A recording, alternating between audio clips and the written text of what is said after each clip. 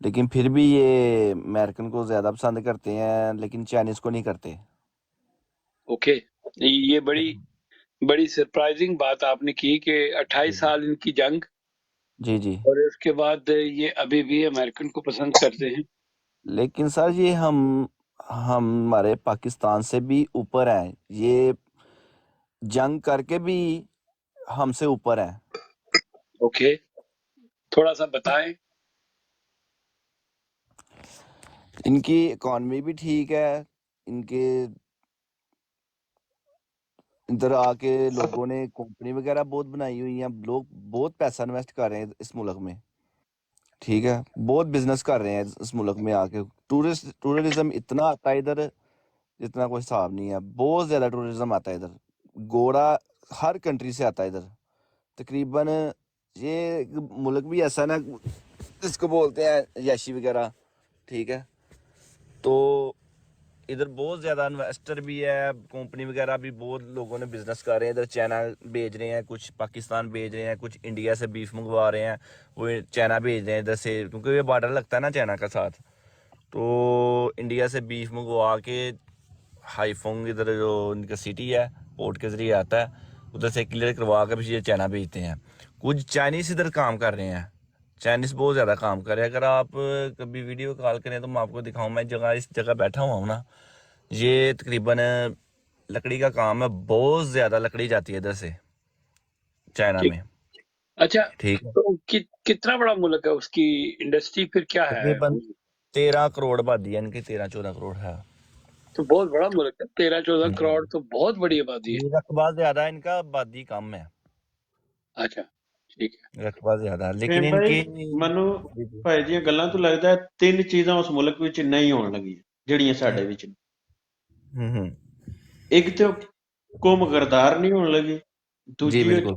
ਚੋਰ ਨਹੀਂ ਹੋਣ ਲੱਗੀ, नहीं, ਤੇ ਤੀਜੀ ਉਹ ਬਦਮਾਸ਼ ਨਹੀਂ ਹੋਣ ਲੱਗੀ। ਫਿਰ ਆਪਣੇ माफिया ਕੰਮ वगैरह ਚੋਂ है ਗਮਾ इधर। ਰੱਖਦੇ ਪਏ ਤਾਂ ਤਰੱਕੀ कर रहे हैं। माफिया वगैरह है, हर मुल्क से माफिया है।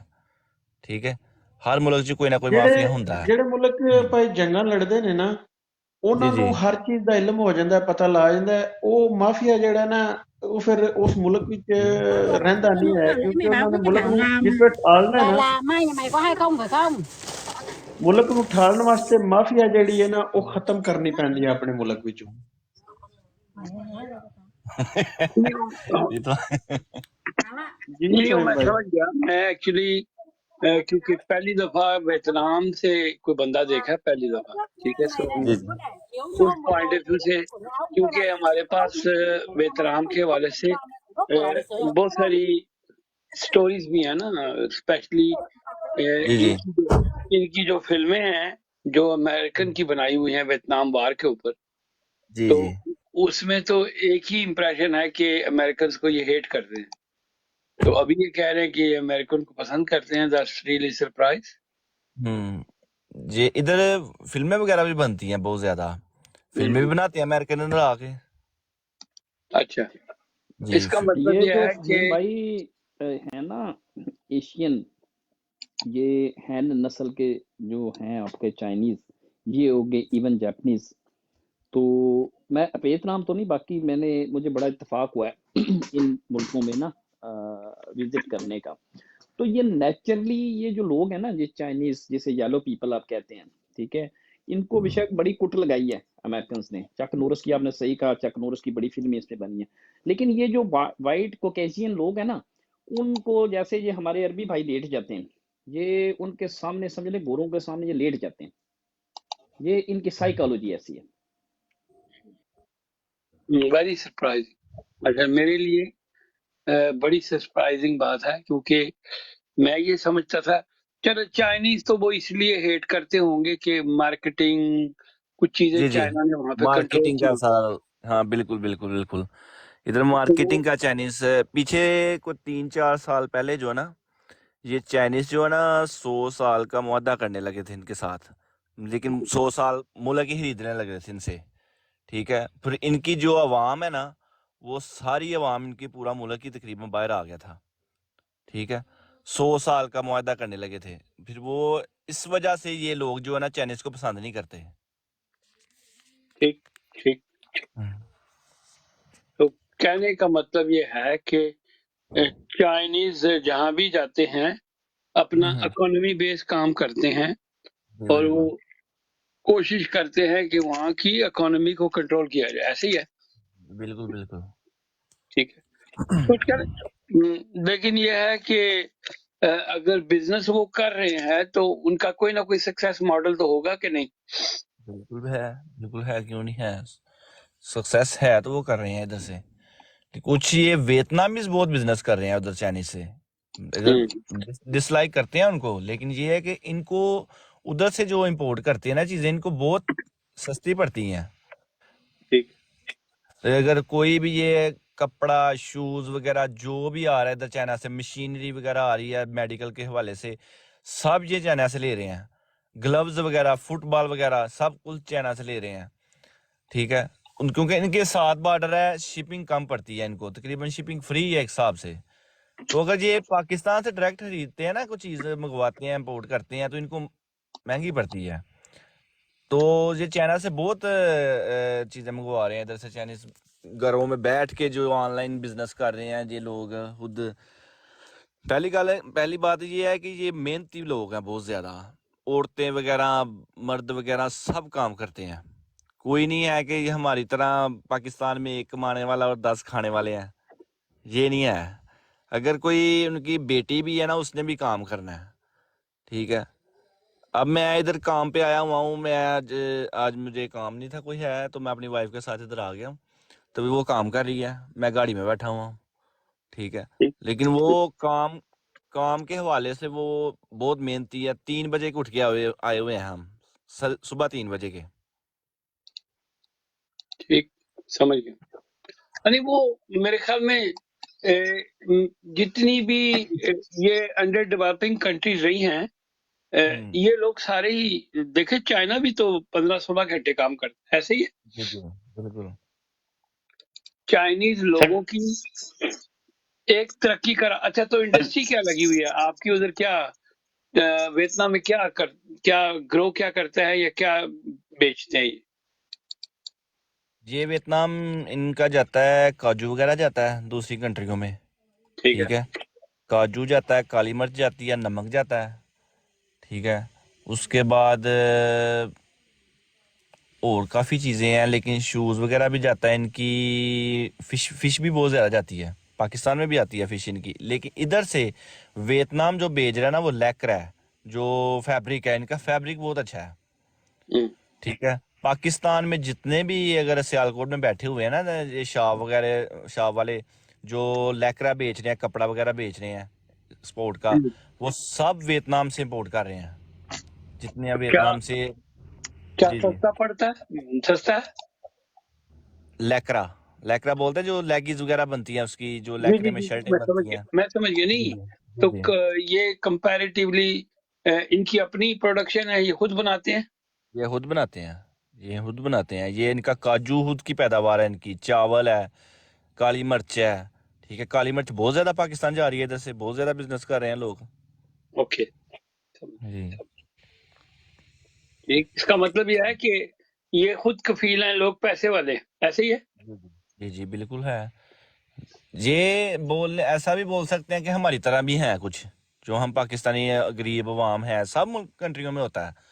लेकिन ये है कि ये मेहनत करके खाते हैं। मेहनत, कोई आदमी ये नहीं बोलता कि मैं सोया रहूं और पैसे मुझे आ जाए, नहीं, ये काम करते हैं। ठीक है, लेकिन ये है कि कुछ लोग हमारी तरह भी हैं, कुछ गरीब हैं, कुछ अमीर हैं, ऐसे हर कंट्री में होता है। लेकिन ये है कि ये काम वगैरह अपनी बड़ी जिम्मेदारी से करते हैं, कोई भी करते हैं काम। तो वैसे बिजनेस वगैरह बहुत लोग ज़्यादा, इनके पास पैसा बहुत ज़्यादा है। आबद इनकी भाई अली गवर्नमेंट है रजा सेम थल सेम उठाइयो। सेम सेम जैसे हमारा पाकिस्तान में, जो हमारी गवर्नमेंट गरीब है और अवाम अमीर है, ऐसा ही है इनका। यानी इनकी अवाम अमीर है और गवर्नमेंट गरीब है, आप ये कह रहे जी जी, हैं? अच्छी, चलो अच्छी बात है। टाइम इसका क्या हुआ मतलब इस ये है, वक्त? अली रजा उठाइयो आबद भाई। नहीं, टाइम टाइम टाइम क्या हुआ है अहमद? टाइम हुआ है इस वक्त आपके पास वियतनाम में? 8 बज गए हैं, 8 बज के 10 मिनट। अच्छा अहमद भाई, सुबह मुझे की ये बताएं रात कि कितने पाकिस्तानी होंगे वहां पे? जी अभी तो काफी ज्यादा हो गए हुए हैं, तकरीबन मुझे 7 साल हो गए हैं इधर।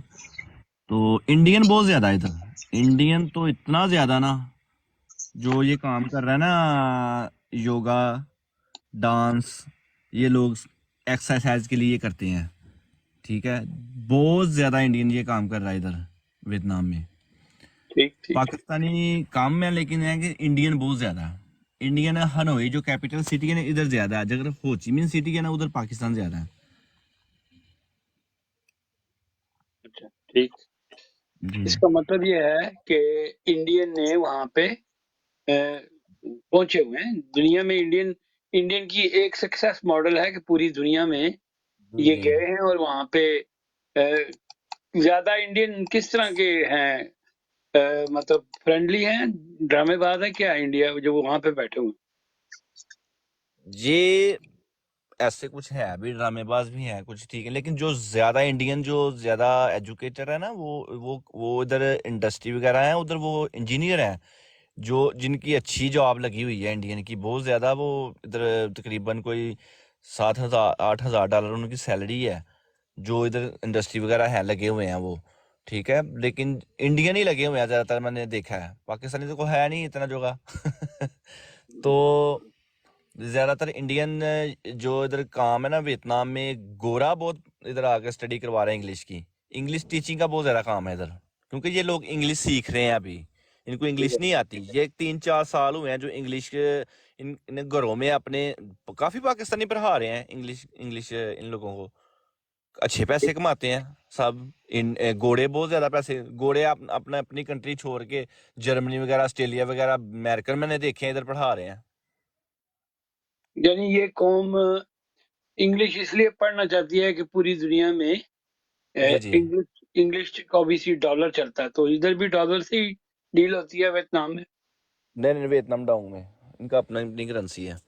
नहीं, लेकिन ये दुनिया से जो ट्रेड करते हैं वो डॉलर में वो करते डॉलर ही होंगे। है, वो डॉलर ही है। ठीक, जी जी। चलें, अच्छी बात है। तो हम्म। ये ज्यादातर जो फिल्मों में देखा गया कि ये कंट्री जो सी है वो बड़ी ग्रीनरी और जंगल और मतलब कंट्री साइड विलेज टाइप की, ऐसे ही है? जी जी। इनके रकबा ज्यादा है, आबादी कम है, ठीक है। ज्यादातर ग्रीन ज्यादा है सिस्टम इधर। लेकिन जो इनके 2 मेन सिटी है ना जिधर, लेकिन जो जिनके छोटे सिटी भी है ना, वो भी बहुत प्यारे हैं। लेकिन जो जैसा जंगल वगैरह है काफी इनके। लेकिन ये है कि इनके जो 2 सिटी है ना, होचिमिन सिटी और हनोई। हनोई इनका कैपिटल सिटी है और होचिमिन सिटी में तो इतना ज्यादा फॉरेनर है ना, तकरीबन इधर फॉरेनर बहुत ज्यादा है। इतना विजिटर, इतना जो क्या बोलते हैं ना, टूरिज्म बहुत ज्यादा आता है इधर। ठीक, तकरीबन बहुत ज्यादा टूरिज्म आता है इधर। समझिए। ये पैसे इसी चीज के कमा रहे हैं इधर, इनकी गवर्नमेंट। टूरिज्म बहुत ज्यादा आता है। तो तो ये टूरिज्म हान क्या साहब भी है? बोलते थे कि जिस मुल्क में ज्यादा टूरिज्म आता है, वो मुल्क तरक्की करता है। तो टूरिस्ट अच्छा मुझे आता है अहमद कहाँ भाई से है? ये टूरिस्ट बताएंगे। चाइनीज है इनका, अहमद भाई? नहीं नहीं नहीं, चाइनीज नहीं, हर कंट्री से आता है। American, Australian, German, UK, Taiwan, Philippines, Cambodia. Cambodia साथ लगता है इनका बॉर्डर। तकरीबन मैंने तो जितने देखे हैं, कोई ऑस्ट्रेलिया से इधर कोरियन है, कोरियन इधर इंडस्ट्री लगा के बैठा हुआ है। कोरियन, जापानीज, तकरीबन हर कंट्री से इधर लोगों ने बिजनेस स्टार्ट किए हुए हैं।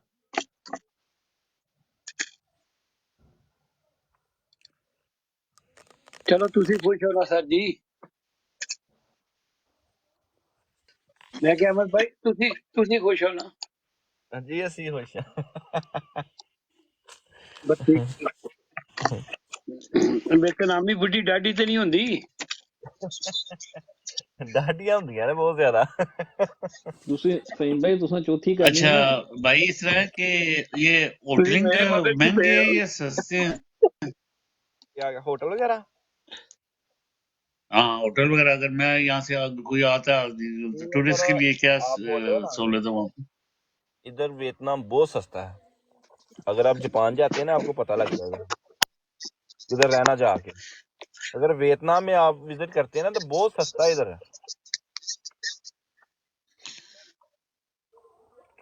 मसलन कितने डॉलर अगर नॉर्मल सो नॉर्मल मैं आपको बताता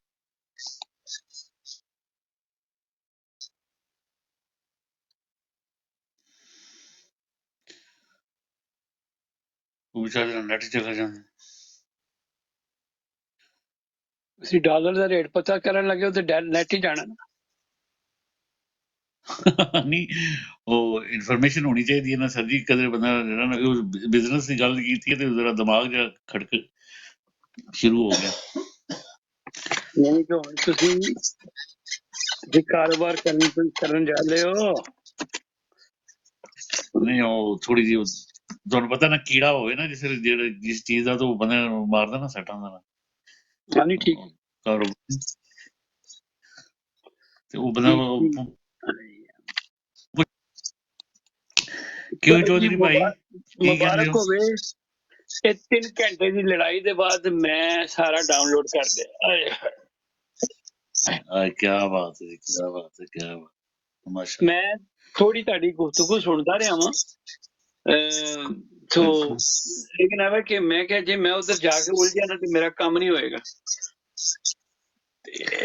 ਸ਼ੁਕਰ ਜੀ ਬਸ ਉਹ ਥੋੜਾ ਜਿਹਾ ਟਾਈਮ ਹੁੰਦਾ ਉਹ ਨਿਕਲ ਗਿਆ ਜਿਹੜੀ ਡੇ ਚੇਂਜ ਹੋ ਗਿਆ 12 ਤੋਂ ਉੱਪਰ ਸ਼ੁਕਰ ਅਲਹਮਦੁਲਿਲਾ ਉਹ ਮਾੜਾ ਦਿਨ ਗੁਜ਼ਰ ਗਿਆ ਚੰਗਾ ਦਿਨ ਆ ਗਿਆ ਸ਼ੁਕਰ ਅਲਹਮਦੁਲਿਲਾ ਅੱਛੀ ਗੱਲ ਸਮਝ ਗਏ ਅਰੇ ਮੇਰਾ ਤੇ ਹਾਲੇ ਨਾ 1:17 ਤੁਸੀਂ ਘੰਟਾ ਅੱਗੇ ਹੋ ਨਾ। हाँ जी साढ़े 2:17 होए हाली ਤੁਸੀਂ ਘੰਟਾ ਅੱਗੇ।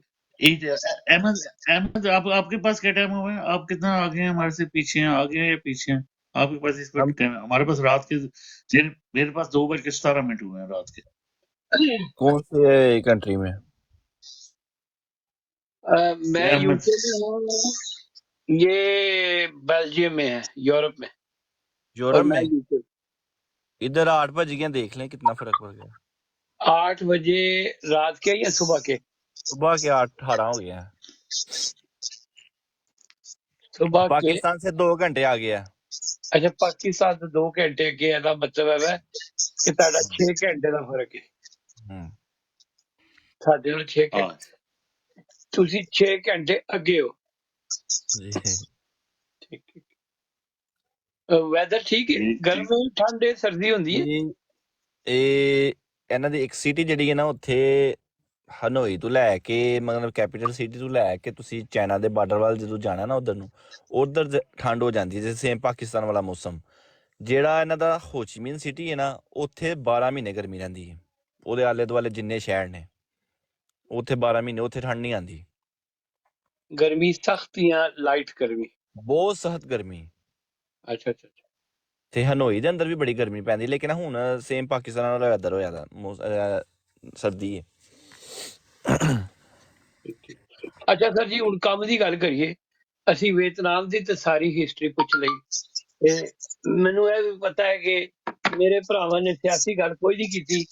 ਇਹਨਾਂ ਨੇ ਸਿਆਸੀ ਗੱਲ ਮੇਰੀ ਨਜ਼ਰ 'ਚ ਹੈਗੀ ਹੈ ਕਿ ਅਸੀਂ ਬੀਨ ਓਵਰਸੀਜ਼ ਪਾਕਿਸਤਾਨੀ ਅਸੀਂ ਪਲਾਨ ਕੀਤਾ ਹੋਇਆ ਹੈ ਕਿ ਇੱਥੋਂ ਬਹਿ ਕੇ ਪੂਰੀ ਦੁਨੀਆ ਦੇ ਵਿੱਚ ਆਬਦ ਭਾਈ ਹੁਣ ਤੁਸੀਂ ਮਿਊਟ ਕਰੋ। ਹਾਂਜੀ ਹੁਣ ਤੁਹਾਡੀ ਚੀਚੀ ਜਿਹੜੀ ਇਹਨੂੰ ਰੁਕ ਗਈ ਹੈ ਤੇ मेरी चीची शुरू हो गई फिर क्या उनकी भी चीची आ रही और सी भाई आपकी तो नहीं आ रही आपकी म्यूट है। अच्छा सो अहमद भाई हमने ये सोचा हुआ है कि यहाँ से बैठ के ऑब्वियसली हम सब लोगों की पीछे पाकिस्तान में रिश्तेदारियां जानने पहचानने वाले हैं तो हम यहाँ से बैठ के उन लोगों को इन्फ्लुएंस कर सकते हैं। ठीक है तो अगर हम उनको इन्फ्लुएंस कर सकते हैं तो इसका मतलब वो हमारे कहने पे वोट भी डाल सकते हैं। ठीक है बिल्कुल। तो हमें बड़ी दिनों से हम जो लोग इमरान खान के सपोर्टर हैं जो खान को सपोर्ट करना चाहते हैं तो हमने क्या किया हुआ है कि हमने एक डेटा बैंक सा बना लिया है कि जो भी बंदे खान साहब को सपोर्ट करते हैं उनको हम लिंक भेजते हैं व्हाट्सएप के थ्रू, वहां से वो उस पे जाके फॉर्म फिल करते हैं। फॉर्म क्या फिल करना है उसमें, आपने अपना नाम, अपना मोबाइल नंबर कंट्री कोड के साथ, ठीक है, और आपने लिखना है कि आपका हलका कौन सा है पाकिस्तान में। फिर फिर फिर आपने ये लिखना है कि आप कितने लोगों को अपनी पर्सनल कैपेसिटी में इन्फ्लुएंस कर सकते हैं जो आपके कहने पे वोट डालें, ठीक है। जी बिल्कुल। अच्छा, इससे इससे ये होगा कि आप सियालकोट से हैं, हमारे चोई साहब भी सियालकोट से हैं, इसी तरह मेरे भी बहुत सारे जानने वाले लोग सियालकोट से हैं। तो जब इलेक्शन आएंगे तो उससे पहले हमारे पास एक पूरा डेटा बैंक होगा जो लोग खान साहब को वोट करना चाहते होंगे। तो जी उन लोगों को हम आपस में फैसिलिटेट करने के लिए, फॉर एग्जांपल कुछ लोग अगर निकल नहीं सकते तो उनको गाड़ियां प्रोवाइड की जाए। कुछ लोग अगर नौजवान है तो आपको नजर आ रहा है कि इलेक्शन में इन्होंने पूरी कोशिश करनी है कि पीटीआई के लोगों को ना खड़ा होने दिया जाए। तो कम जी से बिल्कुल। कम हमारी फैमिलियों में जो नौजवान होंगे वो पोलिंग स्टेशन का, पोलिंग एजेंट्स का काम भी कर सकते हैं, या डोर टू डोर लोगों को कन्विंस करने के लिए इलेक्शनों से पहले अगर हमारे पास टीम होगी तो तब ही हम लोगों को कह सकेंगे। तो ये है हमारा प्लान। अब आप बताएं, आप क्या समझते हैं कि इसे हमें करना चाहिए कि नहीं? जी बिल्कुल करना चाहिए। पहले भी ऐसे होता रहा है, लेकिन जो अब हालात बने हुए हैं ना, पहली बात तो इन्होंने खान साहब को इलेक्शन नहीं लड़ने देना, ठीक है। ये इनकी पूरी कोशिश है, खान साहब को इलेक्शन नहीं लड़ने दें। अगर वो इनसे इंतखाबी निशान ही छीन लेते हैं, ठीक है, जो उनका मिशन है इस टाइम, ठीक है, वो नहीं चाहते कि खान साहब इलेक्शन लड़ें, ठीक है। वो किसी पहली का किसी को कन्वेंशन नहीं करने देते। वो कोई भी बात है, वो पुलिस आ जाती है उधर, बंदे उठाने लग जाती है, ठीक है। अगर हम ऐसा कर भी लें, अगर इस बेस से हम कर सकते हैं कि अगर ज़्यादा आवाम हो, ठीक है, जैसे पेशावर में उन्होंने कन्वेंशन की है मरवत साहब ने, ठीक है, इसी तरीके से ज़्यादा लोग निकलेंगे तो फिर वो हम इस चीज़ को कंट्रोल कर सकते हैं पोलिंग स्टेशन पे। अदरवाइज हम नहीं कंट्रोल कर सकते। अगर इन्होंने ऐसे दबदबा बना के रखा तो फिर हम कामयाब नहीं हो सकते इस तरह जिस तरह ये कर रहे हैं हमारे साथ। अच्छा अहमद भाई, इसमें आपकी बात को मानते हुए मैं चलता हूँ 1 मिनट के लिए। अली रजा भाई वेलकम हो गया आपको, ठीक है। लेकिन मैं आपको एक बात बता रहा हूँ क्योंकि थोड़ा सा आपको अंदाजा हो जाए कि जो मेरे पास इंफॉर्मेशन है, मेरे पास इंफॉर्मेशन बल्कि अली रजा भाई मुल्तान से ये भी बता देंगे कि वोट जो है वो इमरान खान का है। यही वजह है जी बिल्कुल। जिसकी वजह से ये पीटीआई के लोगों को खड़ा नहीं होने देते। उनको पता है जी कि जी अगर पीटीआई के लोग खड़े हो गए तो लोगों ने उन्हीं को वोट देना है, ठीक। जी तो ये पूरी कोशिश कर रहे हैं कि किसी ना किसी तरीके से यहाँ इमरान खान को तो खैर बहुत मुश्किल है, अगर छोड़ा भी तो ऐसी पोजीशन में छोड़ेंगे कि इमरान खान के पास 2/3 मेजॉरिटी ना आए, जी ठीक है, बिल्कुल। ये उनकी सीटें कम करें। अच्छा, और मिसाल के तौर पे ए, कुछ भी हो, अगर इमरान खान की 2/3 मेजॉरिटी नहीं आती तो फिर ठीक है, इमरान खान जैसे ऑपोजिशन में बैठेगा या उसे जेल में रखेंगे, उसके नीचे जितने भी घोड़े हैं उनको इस्तेमाल करेंगे। ये उनकी ख्वाहिश है। जो हमारी चेन ऑफ कमांड ऐसे ही है, जो सबको नजर आ रहा है, कॉमन सेंस की बात है। लेकिन हमारी ख्वाहिश बिल्कुल उसके बरक्स है। और अगर हम अपनी पर्सनल कैपेसिटी में जोर नहीं लगाएं तो हम आइडियलिस्टिक बात तो जरूर कर सकते हैं।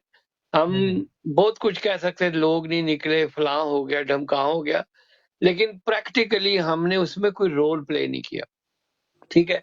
तो जो मेरी अपनी ख्वाहिश और मेरे साथ जितने भी दोस्त यहाँ पे जुड़े हुए हैं, हमारी ख्वाहिश यही है कि हम अपना काम करेंगे जो दूसरे लोग हैं वो अपना काम करेंगे, और जो अपना काम करने की बात कर रहे हैं वो यही कर रहे हैं कि हम कम से कम अपने बहन भाई रिश्तेदारों को हमारे कहने से वो थोड़ी बहुत हेल्प भी कर सकते हैं और वोट भी डाल सकते हैं, और वो कोई थोड़ी तादाद नहीं है सर, बहुत बड़ी तादाद। बहुत उदार है जी, ठीक है, बिल्कुल। तो इसीलिए हमें कहते हैं ना आउट ऑफ बॉक्स थिंकिंग, हमें आउट ऑफ बॉक्स थिंकिंग करनी है। हमारी जितनी बड़ी यूनिटी होगी उतना ही हमारा इम्पैक्ट होगा।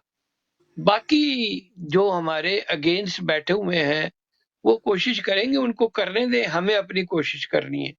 अगर ये कह के हम हाथ पर हाथ रख के बैठ जाएं तो मेरी नजर में हम बेवकूफ होंगे, और फिर बाद में हमें ये स्वीपिंग स्टेटमेंट देनी, जी अब पछताए क्या फायदा जब चिड़िया चुग गई खेत। हम अपनी एफर्ट डालेंगे, आगे जी, या बिल्कुल किस्मत या नसीब वाली बात है, बस ये बिल्कुल उसी तरह बिल्कुल। की बात है। फाहिम भाई एक सवाल है मेरा। अस्सलाम वालेकुम सर, पहले सबको सलाम हो गया। वालेकुम सलाम जी सर, आप मुझे पता था कि आप या बताएंगे या सवाल करेंगे। अच्छा फाहिम भाई, मैं असल में आज एक तो थोड़ा सा मसरूफ रहा क्योंकि छोटे भाई की ना बेटी गिर गई थी सीढ़ियों से, तो बस अभी हॉस्पिटल एडमिट करा गया हूँ। तो मैंने फिर इंटरव्यू नहीं देखा था वो शाहजेब खानजादा वाला, आपने जी देखा? मैंने फिर मेरी आके देखा है, मैंने मैं अभी आके देखा है फिर। मैंने नहीं देखा। देखो मैं बताता हूँ मैंने क्यों नहीं देखा, मैं आपको बताता हूँ। इस तरह की बहुत सारी कैंपेन लॉन्च होगी खान साहब के अगेंस्ट।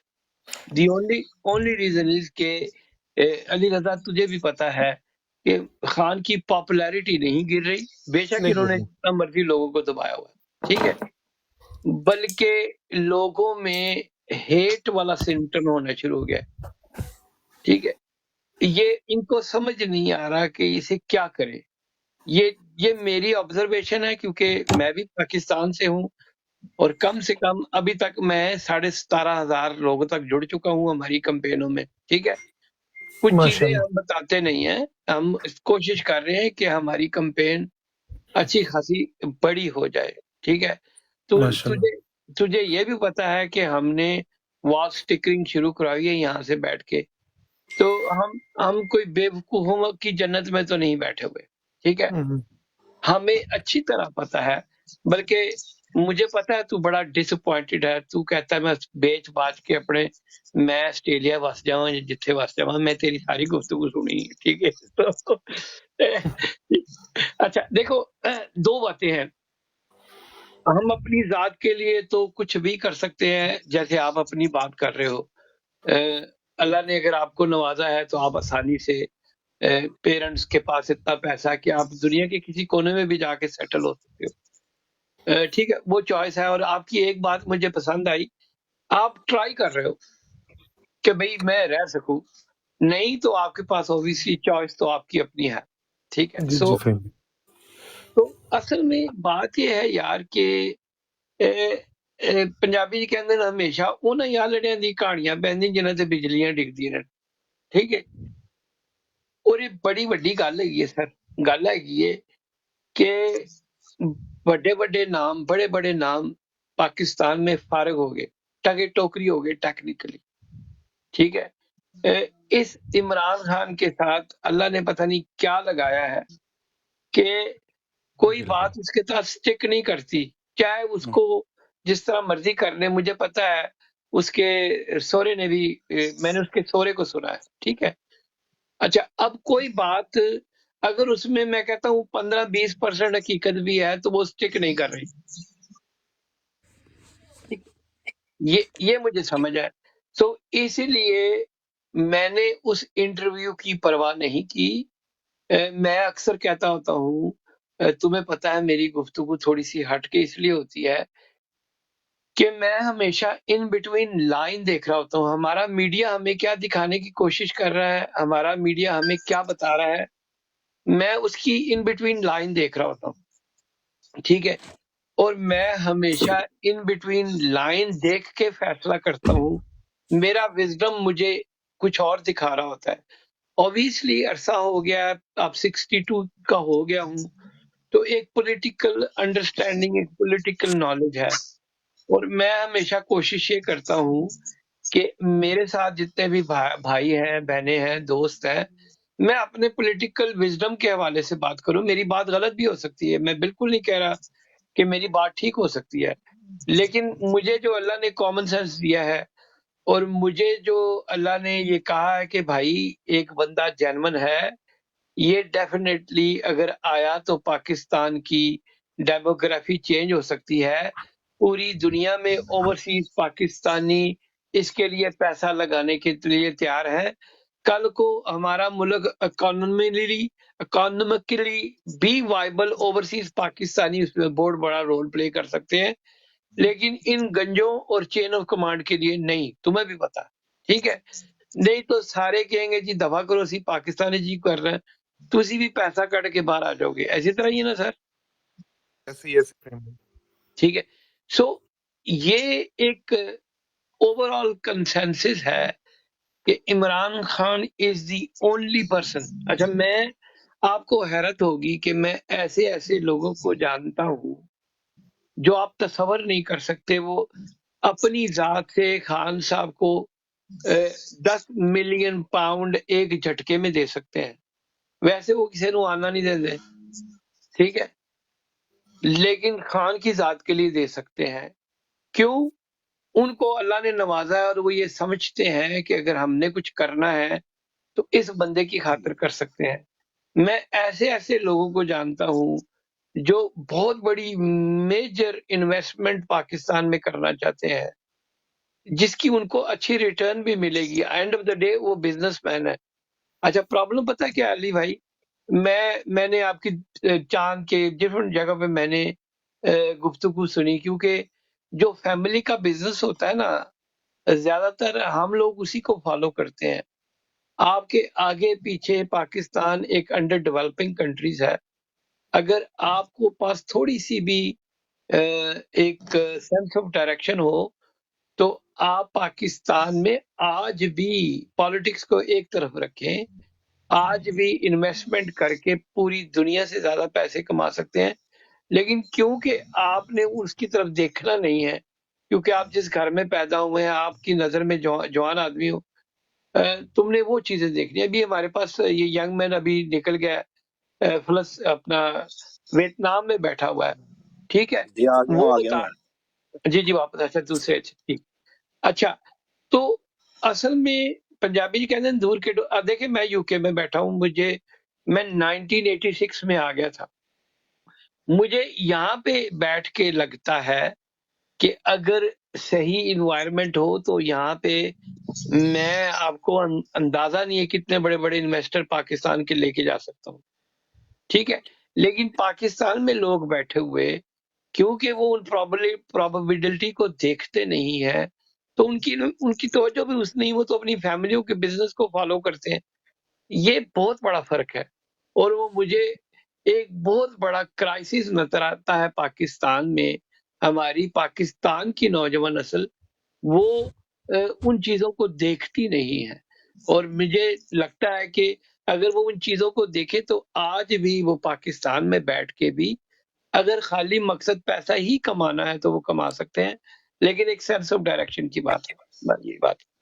मैं आप फिल्म भाई बोलो। आपकी साथ सारी बातों से एग्री करूंगा। मैं आपको बता दूं, मैं ना पढ़ा लिखा ज़्यादा नहीं हूँ। मैं शुरू से ही एक ताजर फैमिली से था और ताजर ही हूँ। अल्हम्दुलिल्लाह आपका ये छोटा बच्चा भाई मुल्तान का सबसे यंगेस्ट ट्रैवल एजेंट है। 19 साल की उम्र में मेरा अपना ट्रैवल एजेंसी का लाइसेंस था, ठीक है। अल्हम्दुलिल्लाह ये किताब, ये मुझे पता है, तो मैं इसीलिए मैंने तुम्हें कहा ना कि मुझे ये बात पता है, ठीक ठीक है ना। है। सो तो अभी कल कल ना मैं उधर गया हुआ था, 2 परसों मैं मोइनियाल के घर। अगर इंटरप्ट करूं तो बुरा तो नहीं मानना, मैं कोई जी बात करूं? जी जी। करो जी सर। तुझे तो यही लगता है कि नशे में हूं, लेकिन ये मुझको खबर है कि इस जिंदगी में सभी पी रहे हैं। बोलो।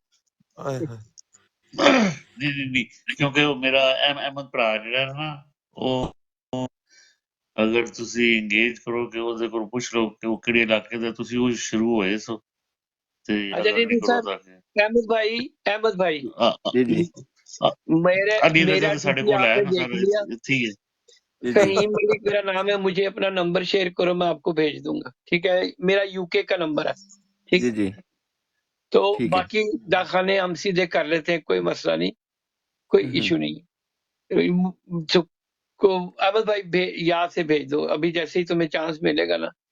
तो बल्कि जी जी जितनी देर में मैं गुफ्तगू कर रहा हूँ, अली रजा तू बोल, मैं अहमद भाई को अपना नंबर भेज रहा हूँ। ठीक, बोल अली। जी भेज दें। अच्छा, परसों आपको पता लगा होगा मीटिंग हुई है मुल्तान में ना, शाह महमूद के भांजे से, जो ऑन बास पपी के बदले अब सदर बन गया साउथ पंजाब का। तो वहां फिर उन्होंने कुछ एक दो टास्क दिए हैं, तो उस पे सारा काम चल रहा है, जिसमें मैंने कल एक व्हाट्सएप ग्रुप बनाया जिसमें मुल्तान के 38 चेयरमैन्स को ऐड किया। तो जो पकड़े भी गए थे, कुछ छुप भी गए थे। तो अब जाहिर है अब अंदर खाने सारे काम शुरू हो गए हैं। अब कल आज आज आज इस्लामाबाद में एक मीटिंग भी थी, उसका भी इंशाल्लाह ताला कल बताता हूँ। काम फुल जोरों पे है फहीम भाई, बस लावा सीधी गल दसा पक्या पे है, फटना है हुण बस। इशारतन बात कर सकता हूँ, बड़े मजे के सीन चल रहे हैं पाकिस्तान में अभी यहाँ जी, पे मुझे कुछ सोच। मुझे मुझे पता है, मुझे हाँ पता है, लेकिन तू इशारे ना कर, मैं समझता हूँ। अस्सलाम वालेकुम। वालेकुम अच्छा, सलाम। पाकिस्तान में आदिल राजा का पेज बैन हो गया, एक बात बताता चलो। यार वो ठीक है, वो सारा कुछ बैन करते रहे, देखे, क्योंकि पावर इनके पास है, so they will try everything things in the trade. ये ऑब्वियस सी बात है, ये होता है, this is part of the game sir. क्योंकि इनके बहुत सारे चीजें फेल हो गई, मैं उसकी डिटेल में नहीं जाऊंगा। और कुछ रीजनल पावर्स अपना रोल प्ले कर रही हैं, ये मुझे पता है, जिसकी वजह से इनको कहीं ना कहीं एक ब्रीदिंग स्पेस छोड़नी है मेरे भाई। ठीक है, डर हो गया, जो ये ना चाहते हुए भी इनको देनी पड़नी है। ठीक ऐसी है, है। और मियां साहब ने अपना जो सा गधा है वो कुएं में डाल दिया है। जो आसिम मुनीर साहब ने इनके साथ प्रोमिस किए थे ना, वो प्रोड्यूस नहीं कर सके। अहमद भाई, आपके पास मेरा नंबर आ गया, आप मुझसे शेयर कर दीजिएगा अपना व्हाट्सएप। ठीक है, मुझे जी बल्कि जी व्हाट्सएप में मेरे नंबर से हेलो कर दीजिएगा। अच्छा, तो मैं जो बात कर रहा हूँ मेरे भाई, कि कुछ चीजें होती हैं, उसे हम कहते हैं कि इंटरनेशनल पॉलिटिक्स कहीं ना कहीं एक रोल प्ले कर रही है। ठीक, मैं क्यों बता रहा हूँ ये आपको बात, कि मेरे अपने बहुत सारे नेफ्यूज हैं जो बड़े बड़े कंसल्टेंट हैं, यूएसएड के लिए काम किया हुआ है, हॉर्टिकल्चर के हवाले से, इंडस्ट्री के हवाले से बड़े कंसल्टेंट हैं। अभी वो खुद बूढ़े हो गए हैं, लेकिन मेरे अपनी बहनों के बच्चे हैं। ठीक है, कुछ चीजें बहुत पढ़े लिखे लोगों से भी हमारा वास्ता पड़ता है, और बहुत सारे ऐसे लोगों से भी वास्ता पड़ता है जो समझते हैं कि पाकिस्तान में जो बहुत सारी मिनरल्स हैं, उसके ऊपर बहुत बड़ा काम हो सकता है। क्योंकि मेरे बहुत सारे अपने पर्सनल प्रोग्राम हैं, जिसे कहते हैं miners without border. Canadian base miners की मतलब लोग हैं, इसी तरह पूरी दुनिया में वो जाके कल्टीवेशन करते हैं। मैं उनके साथ बहुत सारे प्रोग्राम कर चुका हूँ, और ये वो लोग हैं जो एक जमाने में यूएस एड के लिए 2012 में उन्होंने रिसर्च की हुई है कि पाकिस्तान में कहाँ कहाँ पाकिस्तान मिनरली रिच है। ठीक है, और वैसे आपको बता दूं कि अमेरिका एक बहुत बड़े पछतावे में बैठा हुआ है कि वो अफगानिस्तान को कंट्रोल नहीं कर सके। आज अगले 30 साल तक दुनिया की सबसे बड़ी जो लुथेनियम की सप्लाई है, जो इलेक्ट्रॉनिक कारें हैं, वो उसका सबसे बड़ा बास्केट वो है अफगानिस्तान, और उसके बाद पाकिस्तान। आई समझ के नहीं? इसी तरह बहुत सारी और चीजें हैं जो एक रोल प्ले कर रही हैं। इस वक्त वुहान वादी में जिस तरीके से चीजें हो रही हैं, इन्होंने इवन आईएसआई वालों को कहा था कि जाओ उसको काबू करो। उन्होंने, इनकी इतनी औकात नहीं है हमारे चीफ ऑफ, ये जो हमारी चेन ऑफ कमांड के, अगर इनका काम गर्लफ्रेंड रखना, शराबे पीना, नदीम अंजन साहब का उनका कोई काम, ये कोई प्योर फौजियों वाला तो नहीं रहा ना। सर इन्होंने तो सारी जिंदगी हनी ट्रैप के अलावा और कुछ नहीं देखा। सो जब आप सारी जिंदगी हनी ट्रैप कर रहे होते हैं तो अंडर योर ब्रिज बहुत सारा वाटर जा रहा होता है। जो आप बात कर रहे हो ना, देखो एक पाकिस्तान को अगर रिवाइव करना है तो कहीं ना कहीं तो उनको रीजनल पॉलिटिक्स करनी है ना। आप जिस खित्ते में रह रहे होते हैं वहां से कट के नहीं रह सकते, ठीक है। अगर आप हो फॉर एग्जांपल, आप उसी सूरत में काम करोगे ना जहां आपको प्रॉफिट मिलेगा, ठीक है। और अगर पाकिस्तान को रिवाइव करना है तो अमेरिका आपको लड़ाई के लिए पैसे तो दे सकता है, अमेरिका आपको अपना कुत्ता तो बना सकता है, अमेरिका ये तो कर सकता है कि आप जैसे यूके अमेरिका का पूडल है जिसमें मैं रहता हूं, इसी तरह पाकिस्तान इंडिया का पूडल बन जाए। तो क्या ये जो लोग ये फैसला करेंगे फौज में बैठ के कि हम इंडिया के कुत्ते बन जाएं, तो क्या आपके ख्याल में रिजेंटमेंट नहीं होगी? मैं कुछ बातें खरी खरी कर रहा हूँ, मैं ज्यादा करता नहीं ऐसी बातें। कुछ चीजें अंडर करंट चल रही होती है मेरे भाई। ये अंडर करंट चीजें जो सी हैं ये बहुत सारा काम करती है। मैं आपको सिर्फ एक बात बताता हूँ, क्योंकि मैं भी बहुत सारे फौजियों को जानता हूँ। हाजिर सर्विस की बात कर रहा हूँ मैं, किसी और की बात नहीं कर रहा, ठीक है। जो रिटायर हो गई मैं उनकी बात नहीं कर रहा।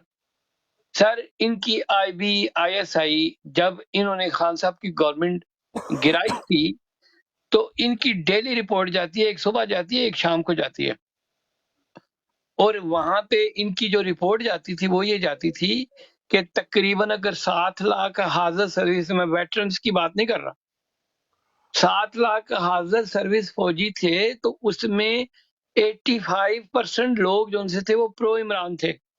इवन जनरलों दी बुढ़ियां ते धियां भी निकली होंगी इसने इमरान खान की सपोर्ट कर, ठीक है। सो इनके पास वो सारी रिपोर्टें थी, लेकिन वो क्या कहते हैं ना, कुछ लोगों को बुग्ज है, बुग्ज इमरान, या कहते हैं खुदा जब हुस्न देता है नजाकत आ ही जाती है। जब आप चीफ ऑफ आर्मी स्टाफ बन जाएं या आपके पास पावर आ जाए तो आपकी नजर में सारे ब्लडी सिविलियन हो जाते हैं। अच्छा, अब माना कि आप डंडा भी चला सकते हैं, आपके पास पावर भी है, आप लोगों को दबा सकते हैं। अभी जो मेरा भाई बैठा हुआ वियतनाम में 28 साल वियतनाम ने लड़ा है, क्या नहीं था अमेरिका के पास? वियतनाम के लोगों ने 28 साल लड़ के उनको वहां से निकाला है। ये निकाल दिया जब हम्म, सर जब अच्छा अमेरिका उस वक्त दुनिया की बहुत बड़ी सुपर पावर था, आज नहीं है, मैं आपको लिख के दे रहा हूँ। आज बैलेंस ऑफ पावर दुनिया में चेंज हो चुका है, ठीक है। अच्छा, ये वो चीजें हैं क्योंकि दुनिया आज एक ग्लोबल विलेज है। ये वो चीजें हैं जो पूरी दुनिया में कहीं ना कहीं इफेक्ट कर रही होती हैं, सिर्फ हम उसको देखते नहीं है। ਅਸੀਂ हर वेले अपनी मंजी थले डंगोरी फेरते रहने हैं, या ਅਸੀਂ जिस कुएं च बैठे हैं ना, ਅਸੀਂ कहने यही यही पूरी दुनिया है। पूरी दुनिया की डेमोग्राफी चेंज हो रही है, कैपिटलिस्ट सिस्टम गिर रहा है, नए सिस्टम आगे बढ़ के आ रहे हैं और रीजनल पावर्स बहुत सारी आगे आ रही हैं। उसको अगर आप असेस नहीं करेंगे, जो मैंने देखा है कि पाकिस्तान में ना तो हमारे मीडिया हाउसेस, ना हमारे इंटेलेक्चुअल, बल्कि मुझे तो लगता है पाकिस्तान में इंटेलेक्चुअल खत्म ही हो गए, वो रीजनल शिफ्ट को नहीं देख रहे। लेकिन चाइना बैठा देख रहा है क्योंकि वो तो कर रहा है वहां पे। रशिया देख रहा है, उसे पता है कि मैंने अमेरिका से बदला देना है। और आपकी सबसे बड़ी सप्लाई एज इन गैस, आपके ईरान आपके पास बैठा हुआ है, अरसे से बना के बैठा हुआ है। अमेरिकन ने हमारे डंडा दे के रखा हुआ है कि जी आप वो काम नहीं कर, ठीक है। और हमारे कुछ थिक हेड दौले शाह के चूहे, पाकिस्तान एक स्विच करने जा रहा था, इन्होंने बेवकूफी की है कि इन्होंने सारे एग्स उठा के, इन्होंने मींस के 2-4 चेन ऑफ कमांड के 10-20-200 जिनको सिर्फ अपनी प्रॉफिटेबिलिटी और अपने बच्चों की अच्छी लाइफ, क्योंकि I have to speak English, I am a very modern person, ये इस उल्लू पट्टे सिम्टम के गिरफ्तार लोग हैं जबकि ਉਹ ਪੰਜਾਬੀ ਕਹਿੰਦੇ ਨਾ ਮਸ਼ਹੂਰ ਲਤੀਫਾ ਹੈ ਉਹ ਕਹਿੰਦਾ ਜੀ ਅੰਗਰੇਜ਼ ਕਿਉਂ ਨਾ ਤਰੱਕੀ ਕਰਨ ਕਹਿੰਦਾ ਜੀ ਇਹਨੂੰ ਪੁੱਛਦਾ ਜੀ ਕਿਉਂ ਕੀ ਖਾਸ ਗੱਲ ਹੈ ਕਹਿੰਦਾ ਬਸ ਕੁਛ ਨਾ ਪੁੱਛ ਅੰਗਰੇਜ਼ ਕਿਉਂ ਨਾ ਤਰੱਕੀ ਕਰਨ ਉਹ ਕਹਿੰਦਾ ਯਾਰ ਮੈਨੂੰ ਦੱਸ ਤੇ ਸਹੀ ਕਿ ਅੰਗਰੇਜ਼ ਕਿਉਂ ਤਰੱਕੀ ਕਰਨ ਉਹ ਕਹਿੰਦਾ ਉਹਨਾਂ ਤੇ ਬੱਚਾ ਬੱਚਾ ਅੰਗਰੇਜ਼ੀ ਬੋਲਦਾ ਹੈ ਜਦੋਂ ਸਾਡੇ ਉੱਤੇ ਇਹੋ ਜਿਹੇ ਹੁਕਮਰਾਨ ਆ ਕੇ ਬਹਿ ਜਾਣ ਜਿਨ੍ਹਾਂ ਨੂੰ ਪੂਰੀ ਦੁਨੀਆ ਦੇ ਵਿੱਚ ਕੀ ਸ਼ਿਫਟ ਹੋ ਰਹੀ ਉਹਨੂੰ ਨਜ਼ਰ ਨਹੀਂ ਆ ਰਹੀ ਤੇ ਫਿਰ ਅੱਲਾ ਹੀ ਰਹਿਮ ਕਰੇਗਾ ਨਾ ਸਰ ਜੀ ਇਮਰਾਨ ਖਾਨ ਦਾ ਇੱਕ ਵਾਇਸ ਡਿਸੀਜਨ ਸੀ ਜਿਹੜਾ ਸਾਡੀ ਫੌਜ ਨੂੰ ਸੂਟ ਕਰਦਾ ਸੀ ਸਾਡੇ ਮੁਲਕ ਨੂੰ ਸੂਟ ਕਰਦਾ ਸੀ ਸਾਡੇ ਕੋਲ 65% ਯੂਥ ਹੈ ਉਹਨੂੰ ਸੂਟ ਕਰਦਾ ਸੀ ਇਹਨਾਂ ਉੱਲੂ ਦੇ ਪੱਠਿਆਂ ਨੇ ਤੁਸੀਂ ਇੰਡੀਆ ਨੂੰ ਅੱਖਾਂ ਦਿਖਾਉਂਦੇ ਸੋ ਕਿਉਂਕਿ ਤੁਸੀਂ ਨਿਊਕਲੀਅਰਲੀ ਬੜੇ ਸਟਰੋਂਗ ਸੋ ਇੰਡੀਆ ਤੁਹਾਨੂੰ ਡਰਾਉਂਦਾ ਜ਼ਰੂਰ ਸੀ ਲੇਕਿਨ ਤੁਹਾਨੂੰ ਅੱਗੇ ਨਹੀਂ ਬੋਲਦਾ ਸੀ ਜ਼ਰੂਰ ਸੀ लेकिन तानू आगे नहीं बोलना चाहिए अहमद भाई आप कुछ कहना चाहते हैं अहमद भाई अहमद भाई आप कुछ कहना चाहते हैं अहमद भाई आगे नहीं बोलना चाहिए अहमद भाई आप कुछ कहना चाहते हैं अहमद भाई आवाज डबल आ रही है म्यूट करो अहमद भाई, म्यूट करो आप ग्लिच आ रहा है। अहमद भाई को म्यूट कराओ क्योंकि ना सिस्टम चला गया अहमद भाई को म्यूट कराओ क्योंकि ना सिस्टम चला गया अहमद भाई म्यूट करो।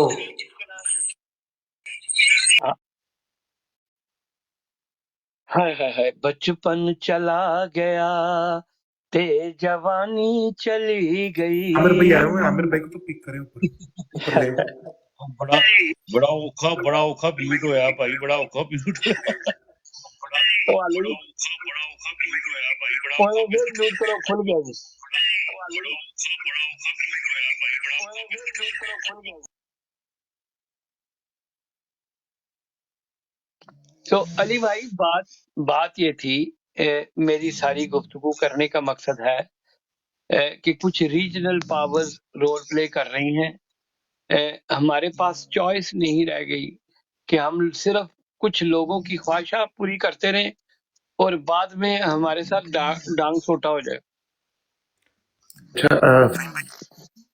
जी जी बोलो सर एक दो दिन में जो मोइन कुरैशी साहब हैं, शाह महमूद के भांजे भी हैं और साउथ पंजाब के अब सदर भी अयूब साहब ने बना दिए, तो मैं कोशिश करूंगा उनको ब्रॉड पे लाऊं इंशाल्लाह, ठीक है ना। तो ज़ाहिर वो भी डरे हुए तो हैं, छुप जाते हैं और जरूर लाओ बल्कि उनसे मेरा नंबर शेयर करना इस वक्त सरताजपुर की टीमें बहुत सारी टीमें हमारे साथ लगी हुई हैं कराची के बहुत सारे MNA MPs लगे हुए हैं क्योंकि कुछ काम हम लोग यहाँ बाहर बैठ के कर सकते हैं जो वो पाकिस्तान में जो उनके चाके हैं ना उनको भी हम खोद सकते हैं लेकिन क्योंकि वो क्या कहते हैं ना आंख ओझल पहाड़ ओझल हमारे बहुत सारे लोगों को बहुत सारी रियलाइजेशन नहीं है सो जाहिर बात है कहते हैं ना बल छोड़ इतनी बात बहुत है ठीक है आप बेशक नंबर शेयर कर तेरे पास भी मेरा नंबर है डन हो गया। मैं बल्कि उनको ब्रॉड पे भी लाऊंगा, नंबर भी शेयर करूंगा। उनसे मुलाकात है आज, यानी कि आज इस्लामाबाद में आ जाए ना, इस्लामाबाद से सारे तो तो फिर तू भी एडा डिमोरलाइज ना हो हिम्मत करके बैठ ठीक है अल्लाह ठीक करे इंशाल्लाह ਉਹ ਸਰ ਜੀ ਮੈਂ ਤੁਹਾਨੂੰ ਕਹੀਏ ਨਾ ਐਡੀ ਵੱਡੀ ਮਿਸਾਲ ਦਿੱਤੀ ਕਹਿੰਦੇ ਨੇ ਹਮੇਸ਼ਾ ਉਹਨਾਂ ਹੀ ਆਲੜਿਆਂ ਦੀ ਕਹਾਣੀਆਂ ਪੈਂਦੀਆਂ ਜਿਨ੍ਹਾਂ ਤੇ ਬਿਜਲੀ ਨਹੀਂ ਡਿੱਗਦੀ ਰਹਿਣ ਤੁਸੀਂ ਬਿਜਲੀਆਂ ਢਾ ਲਈਆਂ ਹੁਣ ਥੋੜੀ ਹਿੰਮਤ ਕਰ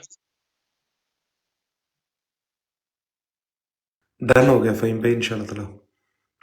आपको सुन के मोटिवेट होता हूँ इंशाल्लाह, लेकिन जो तो ग्राउंड रियलिटी तो जानना मानो दिल नहीं ग्राउंड रियलिटी देख ग्राउंड रियलिटी बिल्कुल ऐसे ही है आप आपने हाथ बचा के काम करो ना समझ आई कि नहीं मैं ये तो नहीं कह रहा कि आप कोई ऐसी बात करो आप अपना हाथ बचा अपने ग्राउंड में काम करो तुम्हें लोग वॉच करते हैं तुम्हारे हर तीसरे रिश्तेदार को तो नहीं ना वॉच करते मेरे एक दोस्तों को फोन जाता है कि इसकी वीडियो रुकवाओ, इसकी टिकटॉक वीडियोस चलो रुकवाओ। तू वीडियो रोक लेना उससे क्या फर्क पड़ता है देखिए ना अक्सर कहा जाता है कि जो क्रिकेटिंग टर्मिनोलॉजी है कि वेल लेफ्ट करना पड़ता है कभी कभी ठीक है सो वो कोई मसला नहीं है वेल लेफ्ट करो ऐसा ना करो कि अपने आप को कॉम्प्रोमाइज करवा लो समझ आई कि नहीं सो ये दिस इज द स्ट्रेटजी आज आज ना थोड़ा घर में बस मसला हो गया ना, बच्ची का हाथ टूट गया, भतीजी का,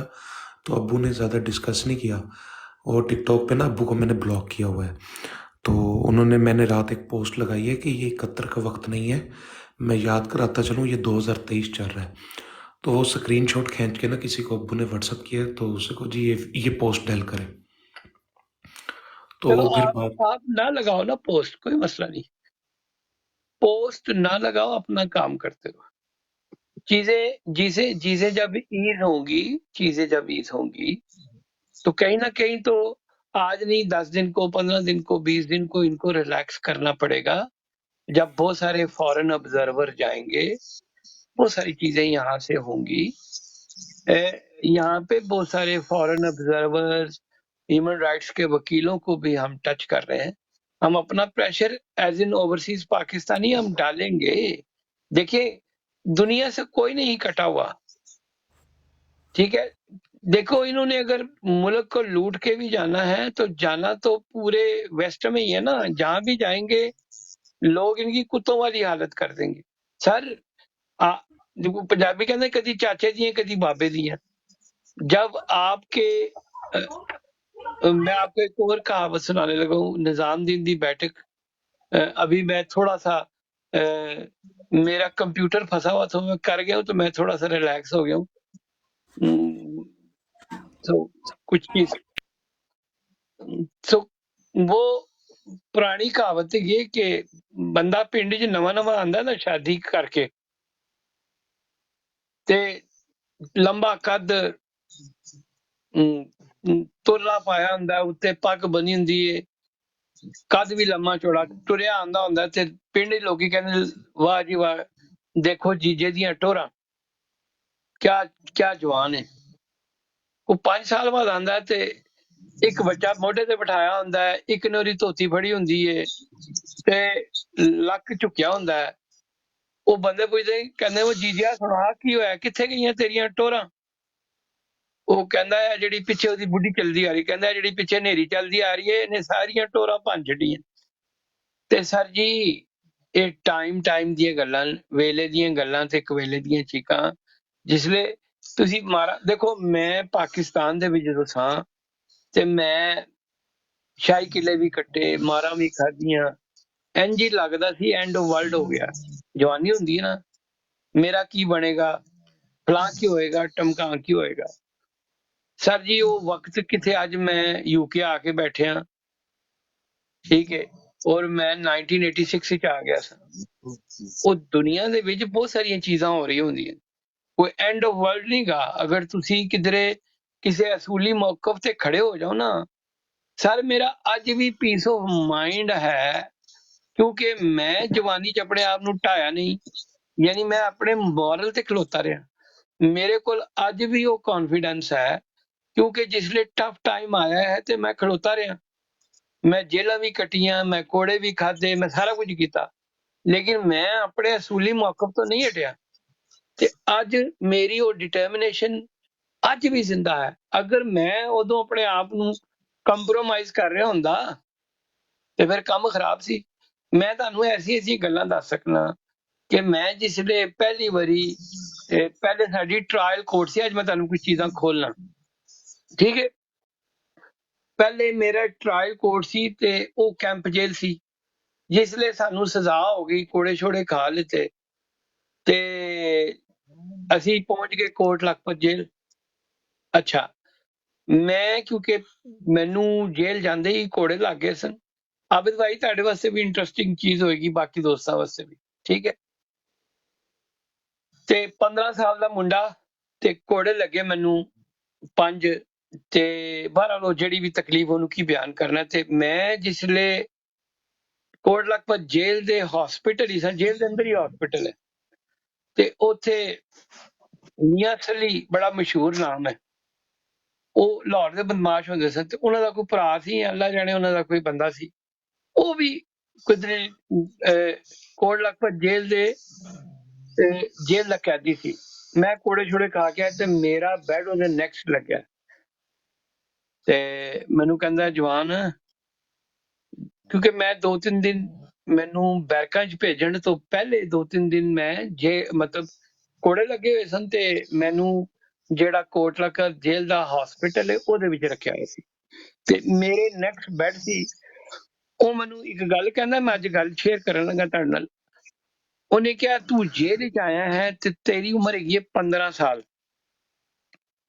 ਤੇ ਜੇ ਤੂੰ ਰਜਿਸਟ ਨਾ ਕੀਤਾ ਤੇ ਤੈਨੂੰ ਸਾਰੇ ਆਪਣੀ ਸਮਝ ਲਓ ਮੈਂ ਈਜ਼ੀ ਕਰ ਲੈਣਾ, ਬੇਗਮ ਬਣਾ ਲੈਣਗੇ ਕਿਉਂਕਿ ਤੂੰ ਜਵਾਨ ਬੱਚਾ, ਠੀਕ ਹੈ।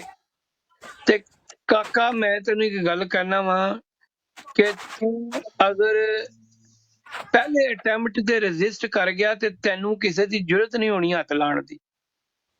ਅਲੀ ਭਾਈ ਮੈਂ ਤੁਹਾਨੂੰ ਇਹ ਗੱਲ ਕਿਉਂ ਦੱਸ ਰਿਹਾ, ਅਸੀਂ ਜਵਾਨੀ ਦੇ ਵਿੱਚ ਇਹ ਚੀਜ਼ਾਂ ਲੰਘ ਕੇ ਦੇਖੀ ਵੀ very interesting for some people, ਕਿਉਂਕਿ ਇਹ ਮੇਰੀ ਲਾਈਫ ਦੇ ਵਿੱਚ ਗੁਜ਼ਰੀਆਂ, ਮੈਂ ਤਾਂ ਸ਼ੇਅਰ ਕਰਨਾ, ਠੀਕ ਹੈ। ਤੇ ਮੈਨੂੰ ਉਹਨੇ ਕਿਹਾ ਬਚ ਕੇ ਰਹਿਣਾ। ਅੱਛਾ, ਬਚ ਕੇ ਰਹਿਣ ਦਾ ਮਤਲਬ ਹੈ ਕਿ ਜੇਲ੍ਹ ਦੇ ਵਿੱਚ ਕੁਝ ਕੈਦੀ ਹੁੰਦੇ ਨੇ ਜਿਨ੍ਹਾਂ ਨੇ ਲੰਮੀ ਜੇਲ੍ਹ ਕੱਟਣੀ ਹੁੰਦੀ ਹੈ, ਨਾਲੇ ਕੱਦ ਕਾਠ ਦੇ ਵੀ ਤਗੜੇ, ਕੋਈ ਕਤਲ ਦੇ ਕੈਦੀ, ਕੋਈ ਵੱਡੇ ਰੱਸਾਗੀਰ। ਤੇ ਜੇਲ੍ਹ ਦੇ ਵਿੱਚ ਅਗਰ ਕੋਈ ਜਵਾਨ ਲੜਕਾ ਚਲਾ ਜਾਵੇ ਤੇ ਸਮਝ ਲਓ ਉਹਨਾਂ ਦਾ ਕੀ ਮਕਸਦ ਹੁੰਦਾ, ਠੀਕ ਹੈ। ਓਕੇ, ਸੋ ਮੈਨੂੰ ਜਿਹੜੀ 2 ਰਾਤਾਂ ਮੈਂ ਹਸਪੀਟਲ ਵਿੱਚ ਕੱਟੀਆਂ, ਉਸ 2 ਰਾਤਾਂ 'ਚ ਉਸ ਬੰਦੇ ਨੇ ਮੈਨੂੰ ਇੰਨਾ ਵਿਜ਼ਡਮ ਦੇ ਛੱਡਿਆ ਸੀ ਜਿਹੜਾ ਮੇਰੇ ਅੱਗੇ ਆਉਣ ਵਾਲੇ ਦਿਨਾਂ 'ਚ ਕੰਮ ਆਇਆ। ਤੇ ਮੈਨੂੰ ਜਿਸਲੇ ਪਹਿਲੀ ਰਾਤ ਹਸਪੀਟਲ ਵਿੱਚ ਬੈਰਕ ਵਿੱਚ ਹੋਇਆ ਤੇ ਉੱਥੇ ਇੱਕ ਕੈਦੀ ਸੀ ਸਿੰਧ ਦਾ, ਕੋਈ ਮੈਂ 6-7 ਕਤਲ ਕਰਕੇ ਆਇਆ ਸੀ, ਕੋਈ ਤਕਰੀਬਨ ਬੜਾ ਤਗੜਾ ਜਿਹਾ ਜਵਾਨ, ਠੀਕ ਹੈ। ਤੇ ਉਹਦੀ ਸਮਝ ਲਓ ਸਾਡੀ ਬੈਰਕ ਵਿੱਚ ਦਹਿਲ ਸੀ ਤੇ ਰਾਤੀ ਮੈਨੂੰ ਕਹਿੰਦਾ ਓਏ ਕਾਕਾ ਇੱਧਰ ਆ, ਮੇਰੇ ਪੈਰ ਦਬਾ। ਤੇ ਮੈਨੂੰ ਜਿਸ ਨੇ ਕਿਹਾ ਨਾ ਪੈਰ ਦਬਾ, ਤੇ ਮੈਂ ਉਹਨੂੰ ਪੰਜਾਬੀ ਸਟਾਈਲ ਵਿੱਚ ਹੀ ਗਾਲ ਛਾਲ ਕੱਢੀ, ਮੈਂ ਤੂੰ ਕਿਹੜਾ ਹੁੰਦਾ, ਮੈਂ ਹੁਣ ਥੱਲੇ ਸ਼ਾਇਦ ਭੈਣਾਂ ਵੀ ਬੈਠੀਆਂ, ਮੈਂ ਐਗਜ਼ੈਂਪਟ ਕਰ ਦਿੰਦਾ। ਅੱਛਾ, ਉਹਨੇ ਸਰ ਜੀ ਮੈਨੂੰ ਕੁੱਟਣਾ ਸ਼ੁਰੂ ਕੀਤਾ, ਠੀਕ ਠਾਕ ਲੱਤਾਂ ਮਾਰ ਮੂਰ ਕੇ ਮੈਨੂੰ ਇੱਕ ਸਾਈਡ ਤੇ ਸੁੱਟ ਛੱਡਿਆ। ਕੋਈ ਕੈਦੀ ਨਹੀਂ ਉੱਠਿਆ, ਕੋਈ ਨਹੀਂ ਬੋਲਿਆ, ਠੀਕ ਹੈ। ਮੈਨੂੰ ਕਹਿੰਦਾ ਹੁਣ ਤੈਨੂੰ ਮੈਂ ਕੱਲ ਰਾਤੀ ਵੇਖਾਂਗਾ, ਠੀਕ ਹੈ। ਸੋ ਉਹ ਐਕਚੁਅਲੀ ਉਹਨੇ ਮੈਨੂੰ ਲੈਸਨ ਦਿੱਤਾ ਕਿ ਭਾਈ ਅਗਲੀ ਰਾਤ ਤੈਨੂੰ ਦੇਖਾਂਗਾ। ਜਿਸਲੇ ਨਾਰਮਲੀ ਜਿਸਲੇ ਕੈਦੀ ਉੱਥੇ ਮੁਸ਼ੱਕਤ ਕਰਦੇ ਨੇ, ਮੁਸ਼ੱਕਤ ਦੇ ਬਾਅਦ ਘੰਟਾ 2 ਘੰਟਾ ਤੁਹਾਨੂੰ ਉੱਥੇ ਜੇਲ੍ਹ ਦੇ ਅੰਦਰ ਫਿਰ ਤੁਹਾਨੂੰ ਅੰਦਰ ਬੈਰਕਾਂ 'ਚ ਛੱਡ ਜਾਂਦੇ, ਠੀਕ ਹੈ। ਸੋ ਮੈਂ ਜਿਸਲੇ ਸਵੇਰੇ ਨਿਕਲਿਆ ਨਾ ਤੇ ਮੈਨੂੰ ਉਹ ਮੀਆਂ ਸਲੀ ਦਾ ਜਿਹੜਾ ਬੰਦਾ ਸੀ, ਮੈਨੂੰ ਉਹਨੇ ਸਾਰਾ ਦੱਸਿਆ ਸੀ ਕੀ ਕਰਨਾ ਹੈ। ਅੱਛਾ, ਉਹਨਾਂ ਦਿਨਾਂ ਸਰਦੀਆਂ ਸ਼ੁਰੂ ਹੋਈਆਂ ਸਨ ਤੇ ਮੇਰੇ ਕੋਲ ਜਰਾਬਾਂ ਸਨ ਤੇ ਮੈਂ 2 ਜਰਾਬਾਂ ਚੜਾ ਕੇ ਨਾ, ਤੇ ਮੇਰੀ ਕੋਟਲਾ ਜੇਲ੍ਹ ਵਿੱਚ ਮੁਸ਼ੱਕਤ ਸੀ, ਉਹਨੂੰ ਕਹਿੰਦੇ ਨੇ ਬੂਟੀ ਪੰਜਾ। ਉਹ ਹੁੰਦੀ ਹੈ ਜਿਹੜੇ ਤੁਸੀਂ ਉੱਥੇ ਗਾਰਡਨਿੰਗ ਕਰਦੇ ਹੋ, ਬਾਗਬਾਨੀ, ਉਹ ਸਭ ਤੋਂ ਆਸਾਨ ਮੁਸ਼ੱਕਤ ਹੁੰਦੀ ਹੈ। ਜਿਸੇ ਕਿਸੇ ਜ਼ਿਆਦਾ ਕੁੱਟ-ਛੁੱਟ ਪਾਉਣ ਨਾ ਤੇ ਉਹਨੂੰ ਜੇਲ੍ਹ ਦੇ ਵਿੱਚ ਈਜ਼ੀ ਮੁਸ਼ੱਕਤ ਦਿੱਤੀ ਜਾਂਦੀ ਹੈ, ਠੀਕ ਹੈ। ਸੋ ਮੈਨੂੰ ਜਿਸ ਉਹਨਾਂ ਨੇ ਬੂਟੀ ਪੰਜੇ ਤੇ ਭੇਜਿਆ ਨਾ, ਮੇਰੀ ਪਹਿਲੀ ਦਿਹਾੜੀ ਸੀ ਤੇ ਮੈਂ ਜਰਾਬਾਂ 'ਚ ਸਾਰੀ ਚੁੱਪ ਕਰਕੇ ਨਾ ਛੋਟੇ ਛੋਟੇ ਤਕੋਨੇ ਕੰਕਰ ਪਾਉਂਦਾ ਰਿਹਾ ਆਪਣੀ ਜਰਾਬਾਂ ਦੇ ਵਿੱਚ, ਜਰਾਬਾਂ ਪਾ ਕੇ ਮੈਂ ਆਪਣੇ ਡੱਬੇ 'ਚ ਲਾ ਲਿਆ। ਅੱਛਾ, ਜਿਸਲੇ 4:30 ਵਜਦੇ ਸਨ ਤੇ ਬੈਰਕਾਂ ਦੇ ਵਿੱਚ ਕੈਦੀ ਆਉਣਾ ਸ਼ੁਰੂ ਹੋ ਜਾਂਦੇ, ਨਹੀਂ ਤੇ ਮੁਸ਼ੱਕਤ ਦੇ ਬਾਅਦ ਤੁਹਾਨੂੰ 2 ਘੰਟਾ ਦਿੰਦੇ ਨੇ, ਤੁਸੀਂ ਬੈਰਕ ਦੀ ਬਾਹਰ ਦੀ ਜਿਹੜੀ ਹਵੇਲੀਆਂ ਹੁੰਦੀਆਂ ਨੇ ਉੱਥੇ ਫਿਰਦੇ ਫਰਾਂਦੇ ਰਹਿੰਦੇ। ਤੇ ਉਹ ਮੈਂ ਜਨਾਬ ਜਰਾਬਾਂ ਦੇ ਵਿੱਚ ਵੱਟੇ ਭਰ ਕੇ 2 ਜਰਾਬਾਂ ਚੜਾ ਕੇ ਘੁਮਾ ਕੇ, ਲੰਮੀਆਂ ਜਰਾਬਾਂ ਸਨ, ਬਹਿ ਗਿਆ ਕਿ ਹੁਣ ਆਏਗਾ। ਤੇ ਸਰ ਜੀ ਉਹ ਜਿਸਲੇ ਆਇਆ ਨਾ ਅੰਦਰ, ਜ਼ਾਹਰੀ ਗੱਲ ਹੈ ਉਹ ਮੈਨੂੰ ਤਾਂ ਬਹੁਤ ਤਗੜਾ ਸੀ। ਮੈਂ ਜਰਾਬਾਂ ਨਾਲ ਵੱਟੇ ਭਰੇ ਸਨ, ਮੈਂ ਉਹਦੇ ਮੂੰਹ ਤੇ ਕੋਈ 6 ਵਾਰੀ ਮਾਰਿਆ, ਉਹ ਥੱਲੇ ਡਿੱਗ ਗਿਆ। ਉਹਦੇ ਅਗਲੇ ਸਾਰੇ ਦੰਦ ਤੋੜ ਛੱਡੇ, ਨੱਕ ਖੂਨੋਂ ਖੂਨ ਕਰ ਛੱਡਿਆ। ਜ਼ਾਹਰੀ ਗੱਲ ਆ ਉੱਥੇ ਉਹਨੂੰ ਕਹਿੰਦੇ ਸਾਰਿਆਂ ਨੂੰ ਵੱਜ ਗਿਆ। ਉਹਨਾਂ ਨੇ ਆਇਆ ਚੁੱਕ ਕੇ ਮੈਨੂੰ ਉਹਨਾਂ ਨੇ ਕੋਟ ਲਖਪਤ ਕਸੂਰੀ ਚੱਕੀ 'ਚ ਪਾ ਦਿਆ। ਮੈਂ ਉੱਥੇ 9 ਦਿਨ ਕਸੂਰੀ ਚੱਕੀ ਕੱਟੀ ਹੋਈ ਹੈ, ਠੀਕ ਹੈ। ਲੇਕਿਨ ਜਿਸਲੇ ਅਲੀ ਰਜ਼ਾ ਮੈਂ ਜਿਸਲੇ ਬਾਹਰ ਨਿਕਲਿਆ ਨਾ, ਤੇ ਜੇਲ੍ਹ ਦੇ ਜਿੰਨੇ ਵੀ ਕੈਦੀ ਸਨ, ਖੁਦਾ ਦੀ ਕਸਮ ਕਹਿੰਦੇ ਸਨ ਜਵਾਨ ਮਜ਼ਾ ਆਇਆ। ਉਸ ਕੈਦੀ ਨੂੰ ਫਿਰ ਚੁੱਕ ਕੇ ਉਹਨਾਂ ਨੇ ਦੂਜੇ ਕਿਸੇ ਹੋਰ ਜੇਲ੍ਹ 'ਚ ਪਾ ਛੱਡਿਆ ਸੀ। ਉਸ ਤੋਂ ਬਾਅਦ ਜਿੰਨੀ ਕੁ ਮੈਂ 8-9 ਮਹੀਨੇ ਜੇਲ੍ਹ 'ਚ ਰਿਹਾ ਵਾਂ, ਮੇਰੀ ਇੰਨੀ ਇੱਜ਼ਤ ਸੀ 15 ਸਾਲ ਦੇ ਮੁੰਡੇ ਦੀ, ਜਿਹੜੀ ਕਿਸੇ ਵੱਡੇ ਕੈਦੀ ਨਹੀਂ ਹੁੰਦੀ, ਕਿਉਂਕਿ ਮੈਂ ਉੱਥੇ ਰਜਿਸਟ ਕੀਤਾ ਕਿ ਕੋਈ ਮੈਨੂੰ ਅਬਿਊਜ਼ ਨਾ ਕਰ ਸਕੇ। ਔਰ ਮੈਨੂੰ ਮੋਟੀਵੇਟ ਕੀਤਾ ਜਿਹੜਾ ਬੰਦਾ ਪਹਿਲੇ ਬੈਠਿਆ ਸੀ। ਉਹ ਮੈਨੂੰ ਕਹਿੰਦਾ ਸੀ ਕਾਕਾ ਜੇ ਡਿੱਗ ਗਿਆ ਤੇ ਗਿਆ। ਠੀਕ ਹੈ। ਮੈਂ ਗੱਲ ਇਸ ਲਈ ਕੀਤੀ ਹੈ ਮੇਰੇ ਭਰਾ,